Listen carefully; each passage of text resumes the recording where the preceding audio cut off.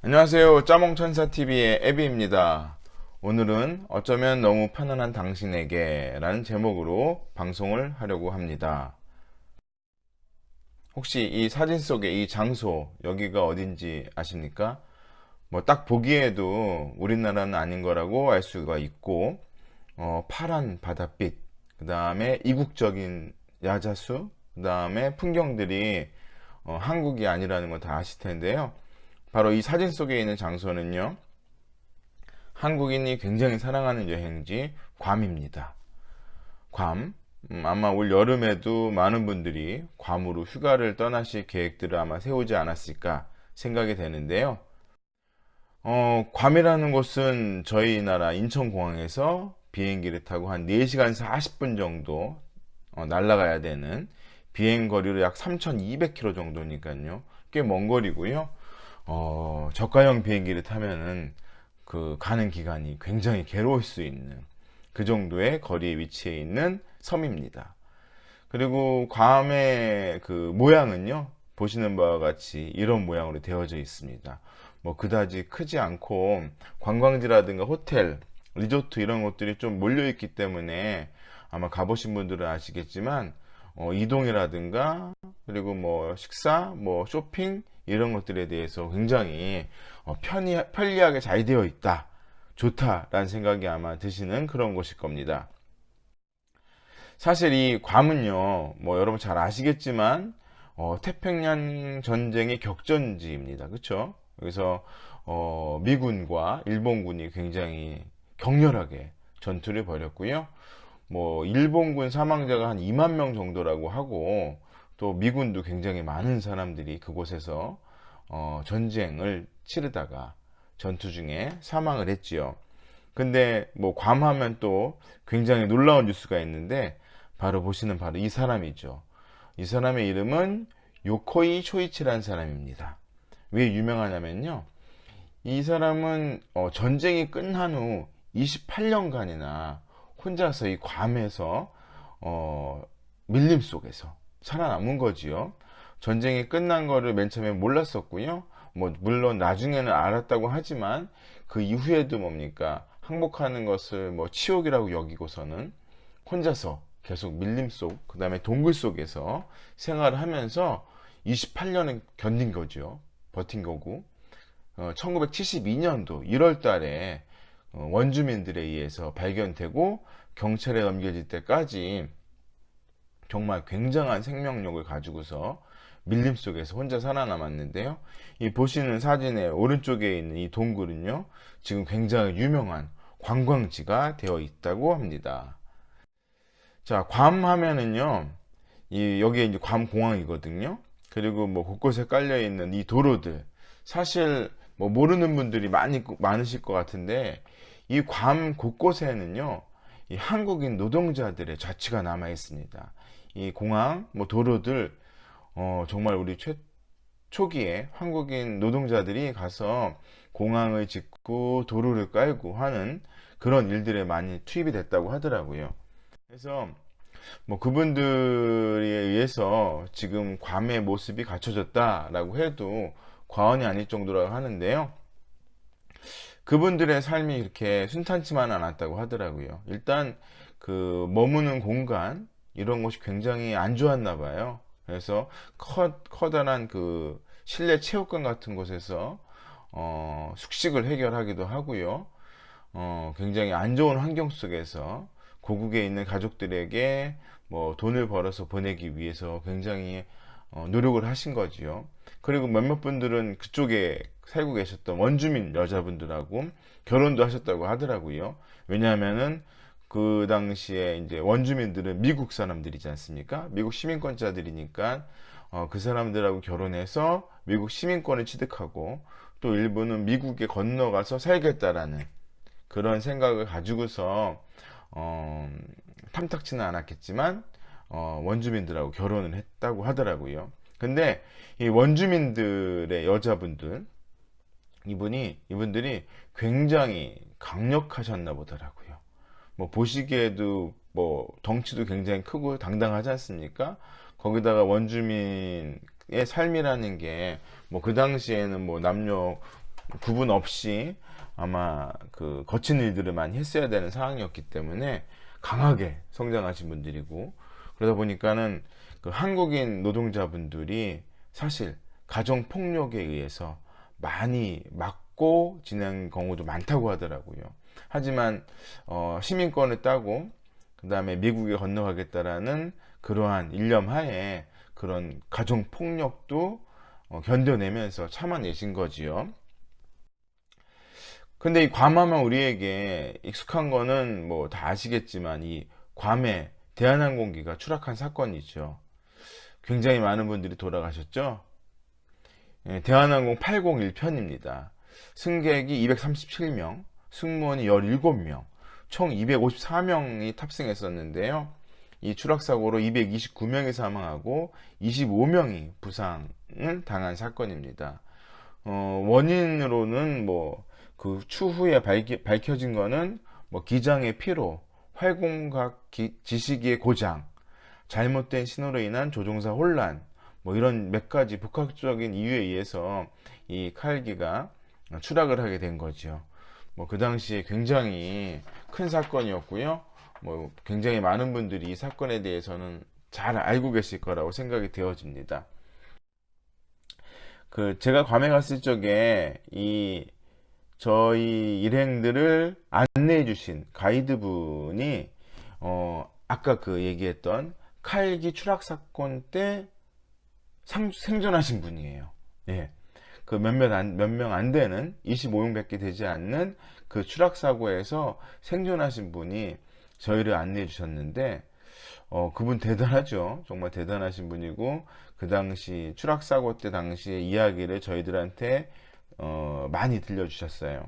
근데 그분이 하신 얘기 중에서 굉장히 안타까운 이야기가 하나 있는데, 그 본인처럼 추락 사고에서 살아남으신 여자분이 한 분 계시다더라고요. 근데 그 여자분은 화상을 심하게 입었었다고 해요. 그래서 괌에서 치료할 수가 없어서 군용기를 타고 미국 본토로 이제 후송이 되어진 거죠. 거기서 이제 그 해군 병원에서 치료를 잘 받고 나왔고, 그리고 그곳에 정착을 해서 그곳에 계신 그 미국 분하고 결혼을 하셨다고 하더라고요. 근데 뭐 당연히 추락사고 이후에 꽤 많은 그 보상금을 받았을 거 아닙니까? 그 많은 보상금을 가지고서 잘 살았으면 좋았을 텐데 남편분과 굉장히 좀 많은 다툼이 있었나 보더라고요. 그리고서는 끝내 나중에 그 남편이 쏜 총에 맞고 돌아가시게 되는 뭐 그런 이야기 들려줬는데요. 너무 참 기가 막히죠. 하늘에서 떨어진 비행기에서 살아남았는데 땅에서, 그것도 자기 남편한테 총을 맞고 돌아가셨다. 정말 안타까운 이야기가 아닐 수 없더라고요. 괌에 가보면은요, 뭐 관광지가 많지는 않습니다. 뭐 스페인 성당이라든가 이 사랑의 절벽, 굉장히 유명한 곳이죠. 이곳에 가면은 이렇게 남녀가 포옹하고 있는 이 동상이 있는데요. 이 사랑의 절벽에는 굉장히 그 아름다운 전설이 얽혀 있습니다.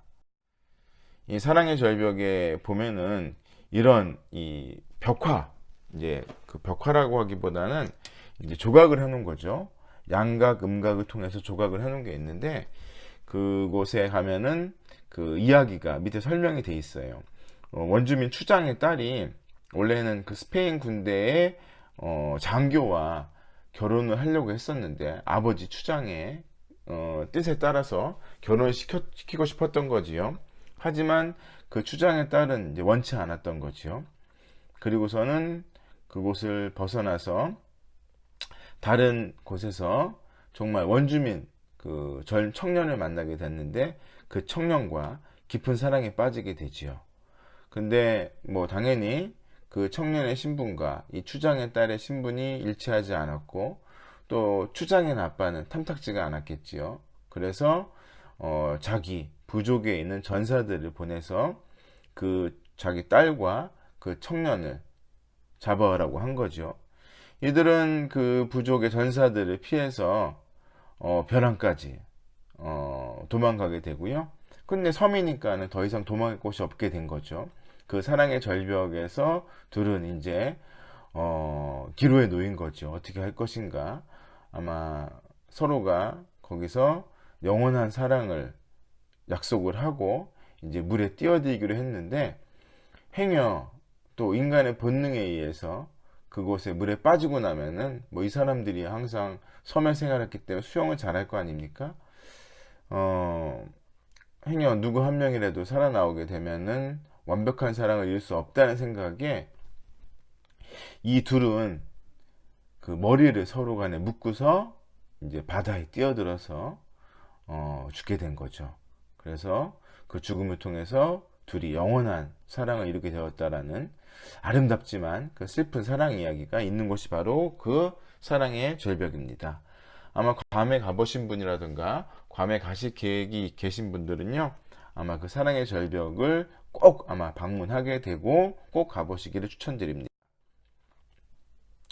자, 이거는 뭐 시내에 있는 그 원주민 추장의 동상이에요.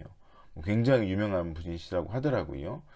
그리고 이분의 동상은 저녁 때가 되면 이렇게 멋진 조명이 들어와서 보기에도 뭡니까? 굉장히 당당하고 멋있어 보이지요. 그리고 아까 제가 보여드렸던 그 사랑의 절벽에 있던 그 추장 딸과 청년의 동상. 근데 이것을 보면서 저는 뭔가 이상하다는 생각을 굉장히 많이 했어요. 바로 뭐냐면은, 그 이상하다는 생각이 바로 뭐냐면은, 제가 실제로 그 괌에서 본 원주민들은요, 정말 다 후덕합니다. 예, 덩치가 다 좋아요. 그냥 좋다라는 게 그냥 좋은 정도가 아니라 정말 큽니다. 고도 비만이라고 얘기할 수 있는 분도 굉장히 많았거든요. 근데 실제로 제가 본 이 원주민들의 형상과 아까 보여드렸던 동상 속에 있는 과거의 그 원주민들의 모습은 너무 다른 거지요. 마치 우리가 그 광고 속에서 본 햄버거의 사진과 실제로 매장에 가서 시켰을 적에 나오는 햄버거의 사진이, 햄버거의 그 실제 제품의 차이가 굉장히 크게 느껴지는 것처럼, 그 동상 속에 있는 사람과 실제로 제가 눈으로 보는 원주민들의 차이가 굉장히 크더라는 거지요. 그래서 제가 물어봤어요. 그랬더니만 그 가이드분이 이런 얘기를 하더라고요. 이러한 질문을 하신 분이 별로 없었는데 이러한 질문 해주시니까 자기가 설명을 드리겠다고. 근데 아시겠지만 원주민들의 원래 삶은 수렵 활동을 합니다. 그쵸? 그리고 뭐 나무에 올라가서 채집 활동을 해야 되죠. 뭐 바나나라든가 뭐 과일 같은 것들을 따서 먹어야만 됐던 거지요. 그리고 뭐 물속에 들어가서 물고기를 잡아야 되는 거지요. 또 그리고 부족 간의 다툼, 전투, 전쟁, 이런 것들을 치르는 것이 그들의 삶이었다라는 거죠. 그러니까 쉽게 말하면은 그 당시의 원주민들은 정말로 살이 찔 틈이 없었던 거지요. 정말 근육질의 몸매를 가지고서 생활을 할 수밖에 없고, 또 반대로 생활 때문에 그러한 근육질의 몸매가 될 수밖에 없는 환경에 놓여 있었던 거지요. 그런데 이제 이 괌이라는 곳이 미국령이지 않습니까? 이 미국이 이제 괌을 점령하면서 거기 있는 원주민들한테 제공한 것이 이러한 고열량의 스팸이라든가 돈, 지원금, 그 다음에 매달 그 돈을 준 거죠. 그리고 안락하게 살 수 있는 집을 제공하고요. 그 다음에 낮은 공무원 자리, 뭐 경찰이라든가 관공서에 낮은 자리를 제공한 거죠. 물론 이 사람들을 관리하는 그 위에 관리자급들은 다 본토에서 온 사람들이고요. 이렇게 그곳에 있는 원주민들이 살기 굉장히 좋게 만들어 준 것처럼 보이지만, 뭐 먹을 거 주고 돈 주고 집 주고 직장 주고, 하지만 그것은 사실은 강대국 미국이 그 원주민들을 우민화시키는 정책이었던 거죠. 그러한 미국의 그러한 우민화 정책, 이것이 굉장히 그들에게는 만족스러웠을 거예요. 더 이상 나무에 올라갈 필요도 없고, 더 이상 물속에 뛰어들 필요도 없고, 더 이상 누군가와 다투거나 싸울 필요도 없고, 그렇죠. 그 다음에 뭐 비가 오나 비가 오나 눈은 안 오겠지만 뭐 바람이 부나 천둥 번개가 치고 태풍이 몰려와도 편하게 쉴 수 있는 그러한 공간이 마련된 거지 않습니까? 뭐 그들은 그곳에 분명히 만족을 했을 겁니다. 하지만 그러한 만족의 결과가 뭐 당뇨병이라든가 고혈압이라든가 고지혈증, 동맥경화, 고도비만, 심근경색, 관절염 이런 거로 온 거지요. 그러니까는 아무것도 할 필요가 없는 거예요. 먹을 거 주지, 돈 주지. 너무 편안한 생활을 하게 된 거죠. 그러니까 다들 몸들이 과거에는 날렵하고 근육질의 몸들이 지금은 정말 초고도 비만까지 돼가지고서 급기야 온갖 성인병과 수명은 굉장히 낮아지게 되는 그런 결과를 얻게 된 것이죠.